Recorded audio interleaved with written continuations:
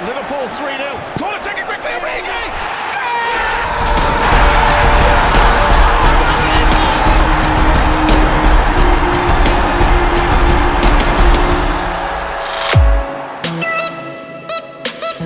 Salam sepak bola. Halo, bertemu lagi dengan saya Rizky Maheng yang akan mengulas berbagai macam hal terkait dengan dunia sepak bola di sini. Nah, pada kesempatan kali ini kita akan mengulas tentang fenomena manajer papan atas di sepak bola Eropa. Dan yang menarik adalah kalau kita perhatikan dari sekian manajer papan atas yang ada di kancah sepak bola Eropa, mereka punya satu kesamaan yang identik, yaitu ketika mereka masih menjadi pemain atau aktif sebagai pemain di lapangan hijau, mereka semua berposisi sebagai pemain tengah atau gelandang. Coba kita perhatikan. Manajer papan atas yang kita maksud di sini adalah Antonio Conte, Diego Simeone, Pep Guardiola, Luis Enrique, Zinedine Zidane, sampai Carlo Ancelotti. Ini adalah manajer-manajer papan atas di kancah sepak bola Eropa dalam 10-15 tahun terakhir. Prestasi mereka tidak main-main. Antonio Conte membawa Juventus hat-trick Scudetto, kemudian membawa Chelsea juara Liga Inggris. Kemudian ada Diego Simeone, ini pelatih yang membawa Atletico Madrid 2 kali tembus ke final Liga Champions. Kemudian berhasil membawa Atletico Madrid menembus hegemoni Real Madrid dan Barcelona dengan membawa klub tersebut menjadi juara Liga Spanyol di tahun 2014. Kemudian ada Luis Enrique, ini adalah pelatih yang membawa Barcelona treble, juara La Liga Spanyol, Copa del Rey, sampai juara Liga Champions. Kemudian sebelum Luis Enrique ada Pep Guardiola. Ini bisa dikatakan sebagai salah satu manajer terbaik sepanjang masa Barcelona. Semua gelar yang mungkin direbut oleh satu klub didapatkan oleh Pep Guardiola ketika menangani Barcelona. Bahkan Pep Guardiola ini membawa Bayern Munchen juara Bundesliga.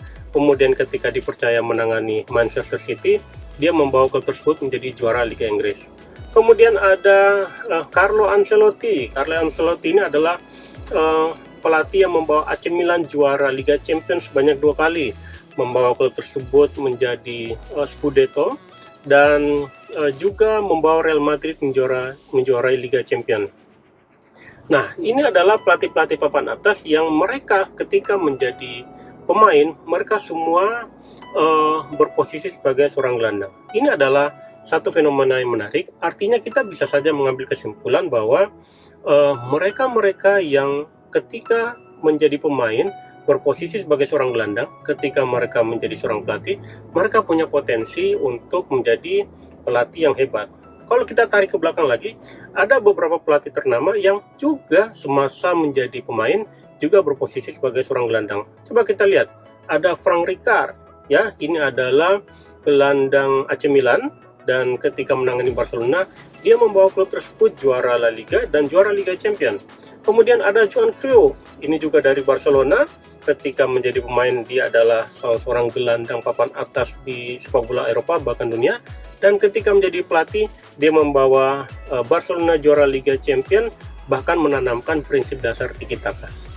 Nah, ini menjadi menarik, dan kalau saya melihatnya bahwa mereka yang pernah berposisi sebagai seorang gelandang ketika masih menjadi pemain, mengapa mereka bisa menjadi pelatih yang hebat? Karena mereka selama bertahun-tahun terbiasa berada di pusat permainan, karena posisi mereka sebagai seorang gelandang yang mengharuskan mereka berada di inti permainan di lapangan tengah, sehingga mereka terbiasa menganalisa dan merasakan bagaimana transisi permainan dari bertahan ke posisi menyerang, atau dari posisi menyerang menjadi posisi bertahan.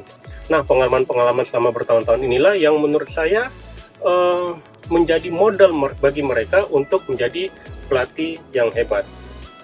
Nah, demikian untuk ulasan kali ini, semoga bermanfaat, dan jangan lupa untuk tetap menjaga puasanya sampai selesai nanti. Terima kasih dan salam sepak bola!